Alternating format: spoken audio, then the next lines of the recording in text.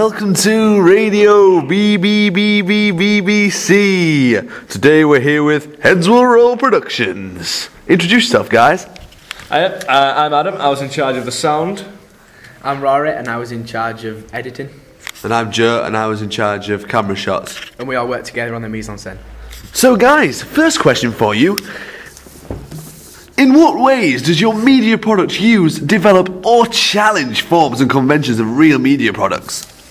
Well, our media product develops and adheres to stereotypical conventions of the genre. For example, with our logo, we specifically found font. Don't make mistakes, Adam. To other horror film producers. Twisted Pictures, for example, helped produce the Saw franchise, and their font is typical of the horror genre with bold font and sharp bloody graphics. We also chose to make our logo font red. This is to connote danger and blood and set the atmosphere for our titles. Another way we use horror conventions is by revealing quick shots of the antagonist. An example of this is in the Sinister trailer at 1 minute 17. This sets the audience at unease and gives them a flavour of what the film is going to be about. The antagonist is wearing a full black costume, which again is typical of the genre and carries strong connotations of danger and mystery.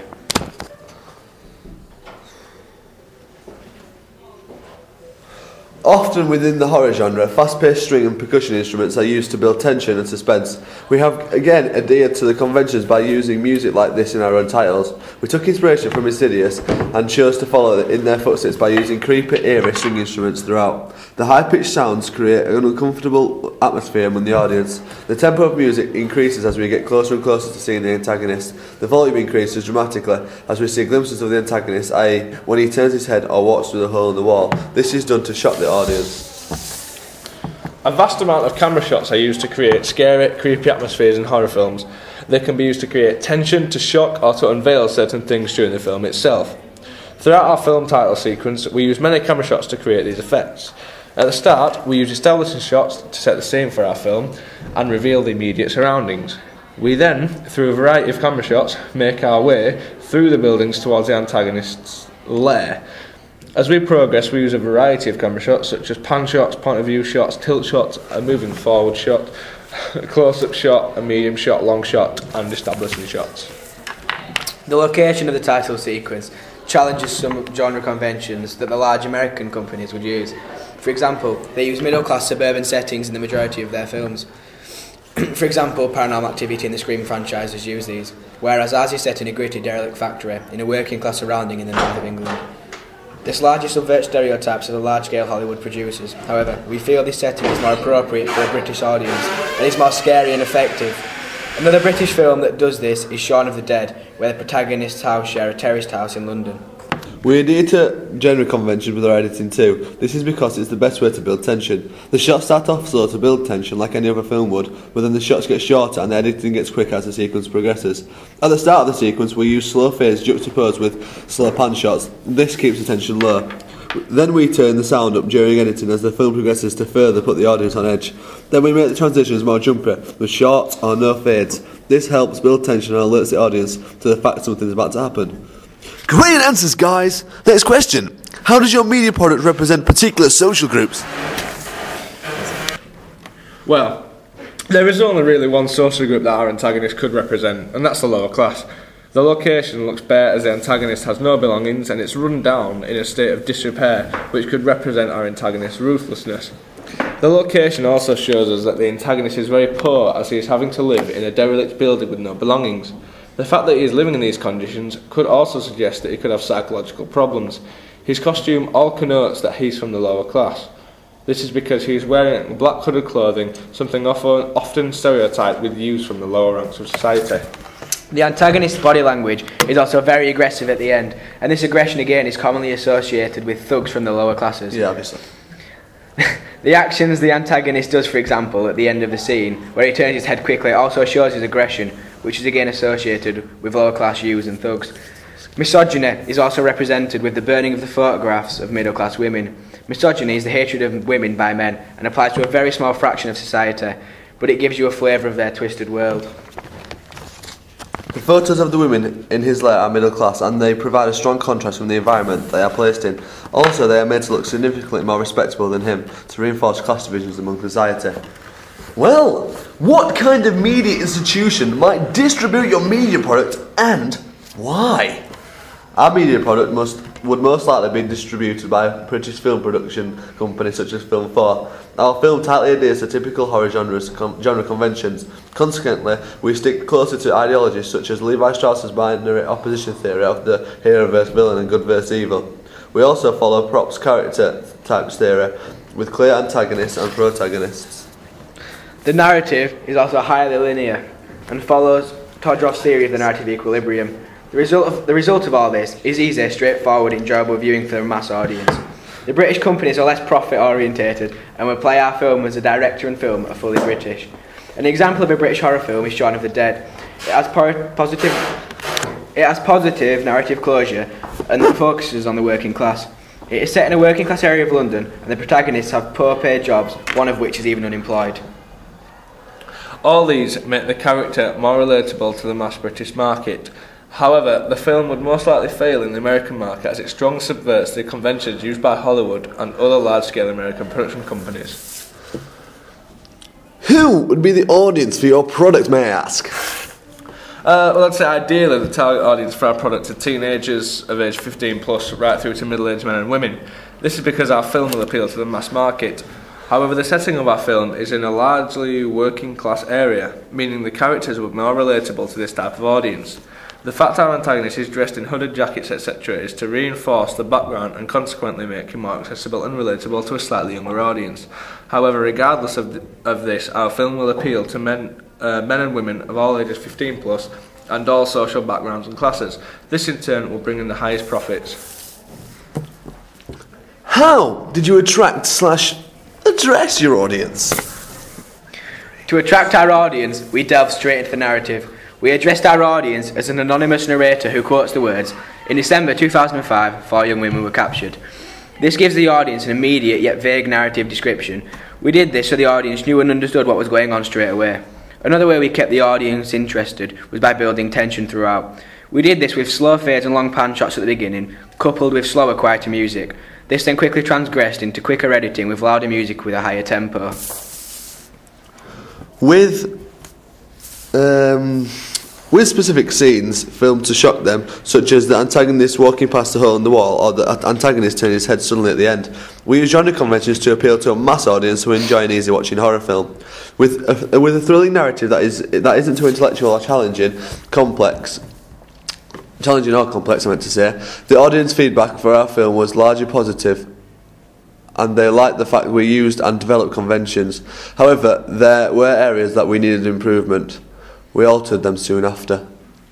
What have you learnt about technology from the process of constructing this product? Throughout the making of our title sequence, we have learnt a lot about Sony Vegas and improved our filmmaking skills during the process. For example, we found new animation effects for the font, such as coming at you, double flash and drop split. We use these to make our text more edgy and interesting and to add an overall more professional look to our film. We also learnt how to position text at different places on screen with the event pan and crop tool. This allowed us to follow in the style of sequences such as 7, which we really liked. We also learnt how to download and use fonts from the internet, as the standard fonts in Vegas were limited. The website we got them from was called DaFont. We also use effects such as fading and crossfading. We use these during transitions between the footage and the text. It gave our titles a steady and slowly increasing pace. We did long, slow fades at the start, which changed in speed as the titles progressed and we wanted to build tension. We also used the slow motion feature that comes with Sony Vegas.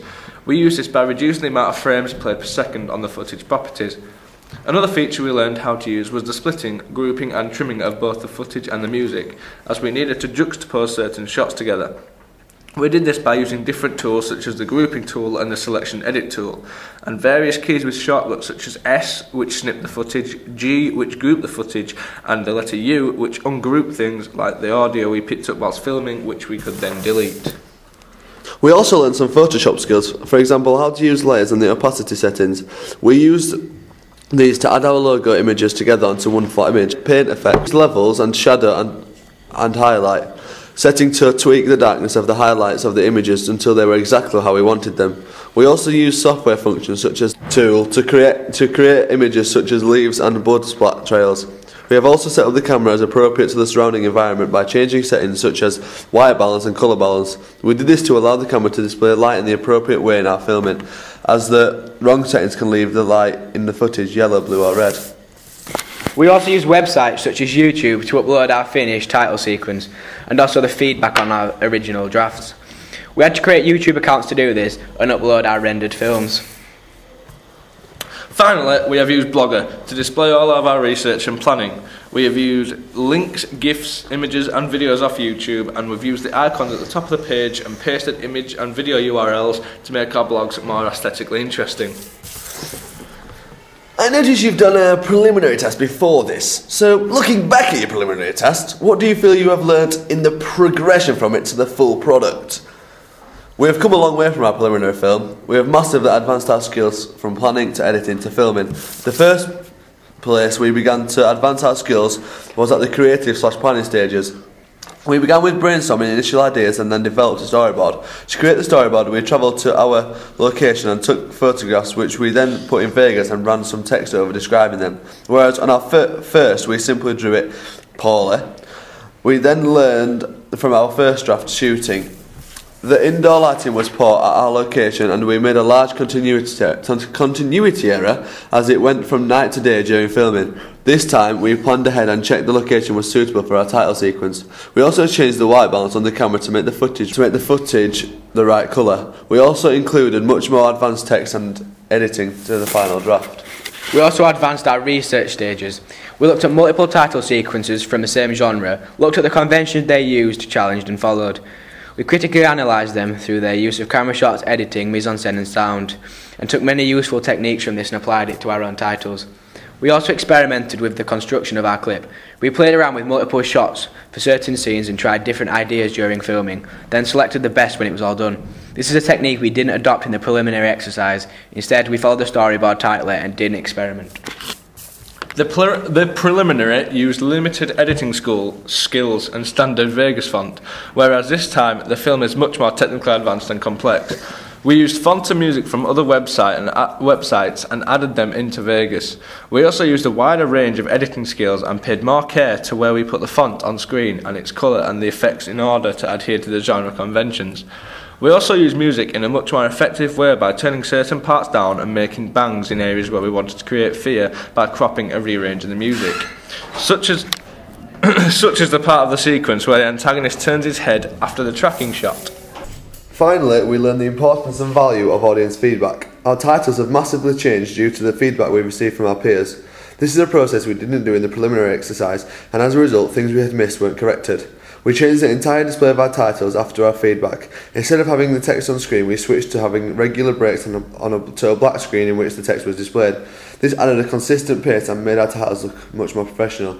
We also had a big chunk of text at the start of our clip, which we then changed to 2 sentences which came onto the screen during the establishing shot. Thanks guys! I hope it goes very, very well for you. Okay, we'll be back after this next track.